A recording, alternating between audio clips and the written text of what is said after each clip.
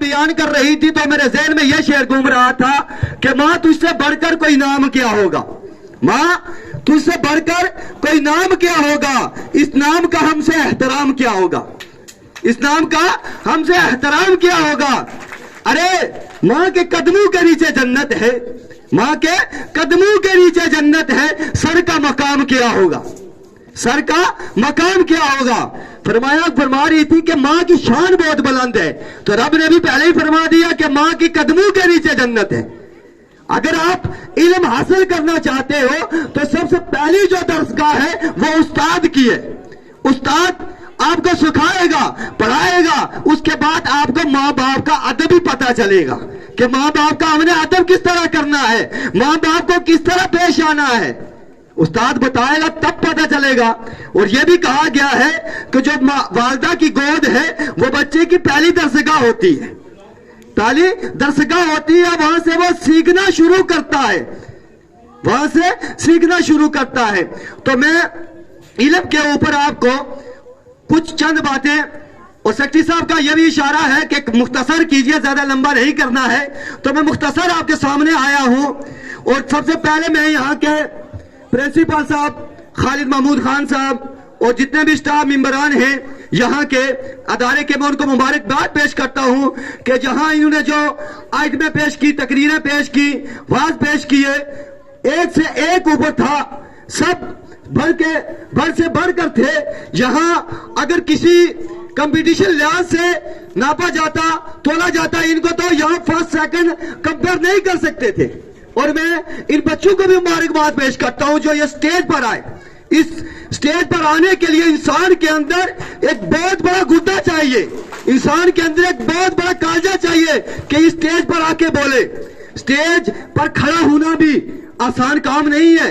جب یہ انسان سٹیج پر آتا ہے تو اس کو پتا چلتا ہے میں سٹیج پر ہوں، انسان کے رونگٹے کھڑے ہو جاتے ہیں کہ میں سٹیج پر آیا ہوں، میں کروں کیا۔ اس وقت انسان کے ذہن میں بہت باتیں گھومنا شروع ہو جاتی ہیں۔ لیکن میں ان بچوں کو مبارکباد پیش کرتا ہوں جو چھوٹے چھوٹے بچے تھے، فرسٹ LKG UKG کے بچے تھے، یہاں سے ایک اوپر آ کے سپیچ پیش کر رہا تھا۔ اور میں ان کے استادوں کو بھی بالخصوص دل کی عمیق گہرائیوں سے مبارکباد پیش کرتا ہوں کہ ان نے بچوں کو اس طرح تیار کیا۔ اور علم ایک ایسی دولت ہے، رب فرماتا ہے کہ علم جو حاصل کر لیتا ہے، علم حاصل کر لیتا ہے تو اس کو ہر چیز کا پتہ چل جاتا ہے۔ حضرت علی کا قول ہے العلم لازوال، جو علم ہے ایک لازوال دولت ہے، اور دولت جو ہے وہ جہالت ہے۔ حضرت علی کا قول ہے کہ علم روشنی ہے، العلم نور، کہ علم روشنی ہے، اور المال جہال، جو مال ہے وہ جہالت ہے۔ انسان کے پاس علم ہوگا وہ ہر چیز کو پہچانے گا، استاد کا ادب کرنا پہچانے گا، ماں باپ کا ادب کرنا پہچانے گا، اور بڑوں کی عزت کرنا، چھوٹوں پر شفقت کرنا۔ اس کو پتا ہوگا کہ میں بڑوں کے ساتھ کس طرح بات کروں، اس محفل میں کس طرح بیٹھوں، اس محفل میں بڑوں کے ساتھ میں کس طرح بیٹھوں، اور چھوٹوں کے ساتھ میں کس طرح گفتگو کروں۔ جب علم ہوگا تو اس کو پتا ہوگا۔ اگر علم نہیں ہے، اگر انسان کے پاس علم نہیں ہے تو اس کو کیا پتا میں بڑے اس کے ساتھ کس طرح پیش ہوں، بڑے کو کس طرح بات کروں، بڑے کے ساتھ کس طرح ہم کلامی کروں، چھوٹے کے ساتھ کس طرح بات کروں۔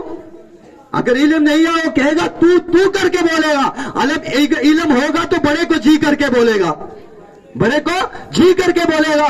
اسی لیے میں تمامی سے یہ گزارش کرتا ہوں اور التجا کرتا ہوں کہ اپنے بچے کو دینی اور دنیاوی علوم سے، دونوں علم کے ساتھ اپنے بچوں کو کمپیئر رکھیے، جوڑے رکھیے۔ کیوں کہ اگر ہمارے پاس دینی علم ہے تو ہم ہر راستے میں کامیاب ہوں گے، اگر نہیں ہے تو ہم کامیاب نہیں ہوں گے۔ اور دنیاوی علم کی میں بات کرتا ہوں کہ دنیاوی علم کیوں ضروری ہے۔